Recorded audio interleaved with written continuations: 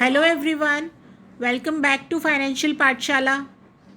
आज की वीडियो में हम बात करेंगे मोदी जी की विजन के बारे में, यानी इंडिया को, हमारे भारत को वे कहाँ पर देखते हैं 2022 में।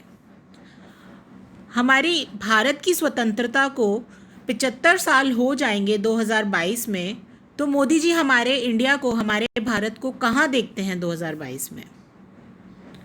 आपको याद होगा कि 2014 में जब वे प्रधानमंत्री बने थे तो उन्होंने जन धन योजना चलाई थी। क्या उन्होंने कोरोना आपदा को पहले ही भांप लिया था, या वे भारत को डिजिटल भारत बनाना चाहते थे इसलिए उन्होंने जनधन खाते खुलवाए थे। आज इन्हीं खातों की वजह से इस आपदा के समय में बहुत से लोगों की मदद हुई है। इस वीडियो में हम इसी के बारे में बात करेंगे कि जनधन खाते के क्या क्या लाभ हैं, और इन लाभों के बारे में, इन बेनिफिट्स के बारे में आम जनता को पता भी नहीं है। मोदी जी ने 2014 में प्रधानमंत्री का पद संभाला था और प्रधानमंत्री बनते ही सबसे पहले उन्होंने जनधन खाते को लॉन्च किया था। इसके पीछे उनका मकसद यही था कि वे आम जनता को बैंकिंग के थ्रू बैंकिंग से जोड़ना चाहते थे इन खातों के थ्रू, और उनकी विजन बिल्कुल क्लियर थी कि उन्हें क्या करना है। हमारे आरबीआई गवर्नर अरुण जेटली जी और मिसेस सीतारमन, इन सब ने भी मोदी जी का समर्थन किया था इस फैसले में, और इन खातों को लॉन्च किया गया था।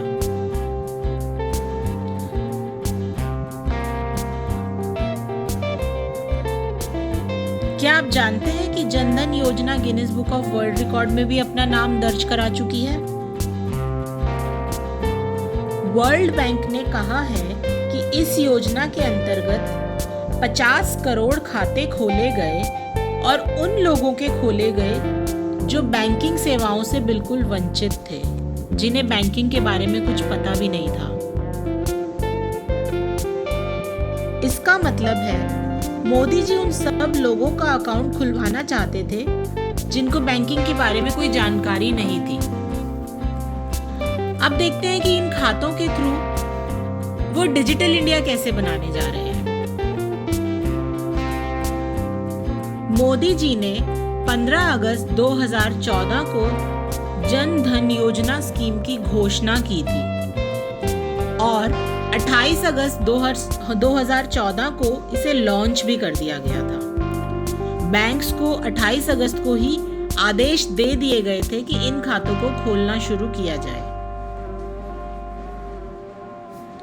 और ये सिर्फ एक अकाउंट ही नहीं है, इसके साथ इसके साथ एक कार्ड भी लिंक्ड है, और इंश्योरेंस भी लिंक्ड है, और लोन भी लिंक्ड है, और इसकी जानकारी बहुत से लोगों को नहीं है।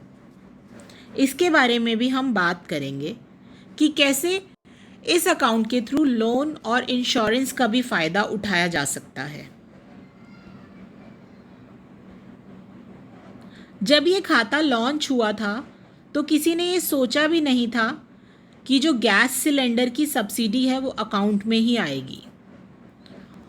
और इस अकाउंट के खुलने के बाद महिला उज्ज्वला योजना के तहत गरीब महिलाओं को गैस चूल्हा और सिलेंडर भी फ्री में उपलब्ध कराया गया, और इसके पीछे मकसद था कि उन महिलाओं को स्वच्छ ईंधन और बेहतर जीवन मिल सके। इन पैसों का लेन देन फिजिकली ना होके सीधे अकाउंट में हुआ था, और इससे करप्शन से भी काफ़ी हद तक बचा गया था। अब मोदी जी ने 10 साल से ऊपर के बच्चों के अकाउंट भी खुलवा दिए हैं, जो कि पहले बहुत मुश्किल था। देखिए, मोदी जी की विजन थी कि 500 रुपये महिलाओं के खाते में डाले जाएं। जो कोरोना आपदा के टाइम आपने देखा कि हर महिला के खाते में, गरीब महिलाओं के खाते में 500 रुपये डाले गए थे। अगर ये खाते नहीं खुले होते तो क्या ये 500 रुपये की मदद उन्हें मिल पाती, उनकी सहायता हो पाती? बिल्कुल नहीं। तो ये मोदी जी की विजन ही थी।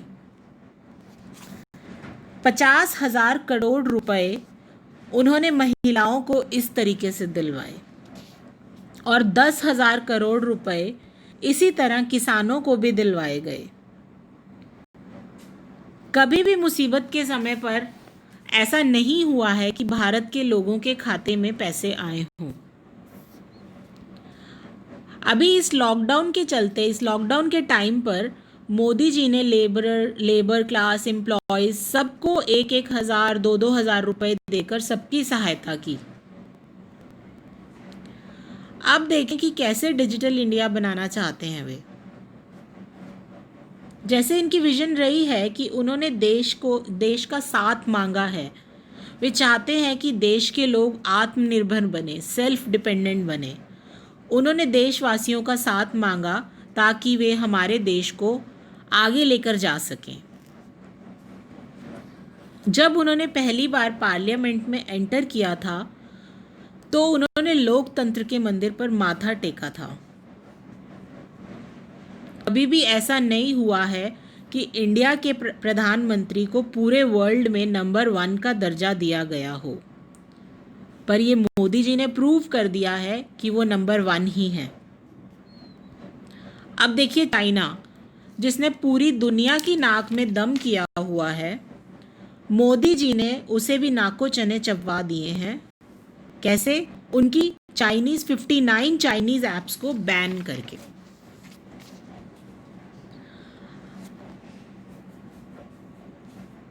अब प्रधानमंत्री गरीब कल्याण योजना के अंतर्गत नवंबर तक के लिए फ्री राशन का भी अनाउंसमेंट किया गया है।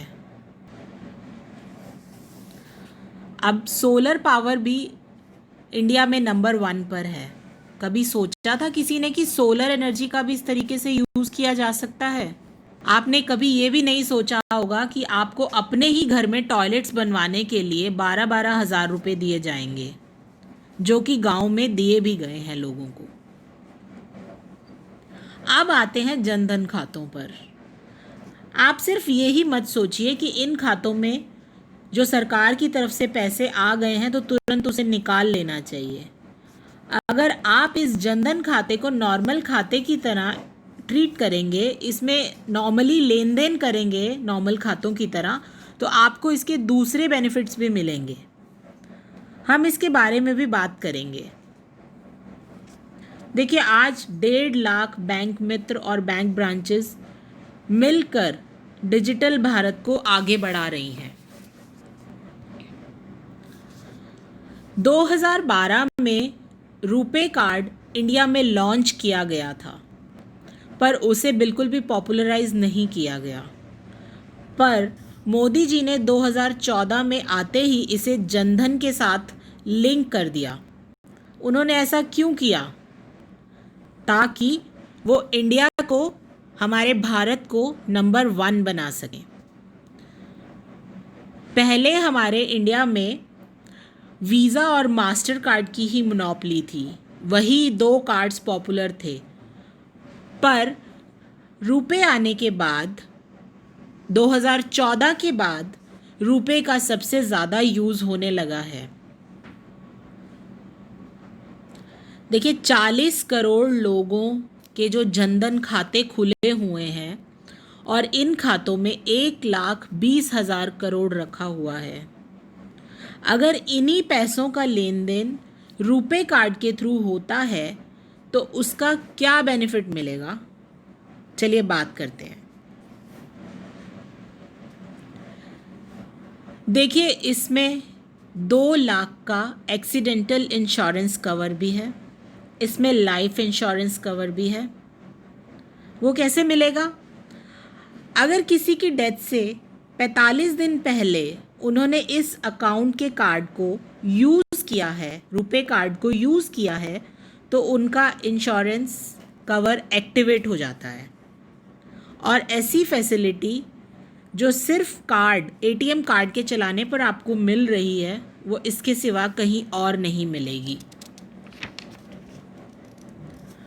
अगर 6 महीने तक आप अपने अकाउंट को प्रॉपर खाते की तरह यूज़ कर रहे हैं तो आपको इसमें 10,000 तक के लोन की फैसिलिटी भी मिलती है। एक और बात, पहले इंश्योरेंस कवर 1 लाख का था, पर अब बढ़कर वो 2 लाख का हो गया है।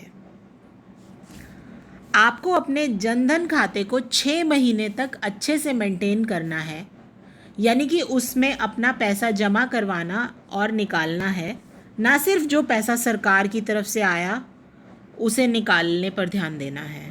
अपनी तरफ से भी उसमें जमा कराएं और निकालते रहें।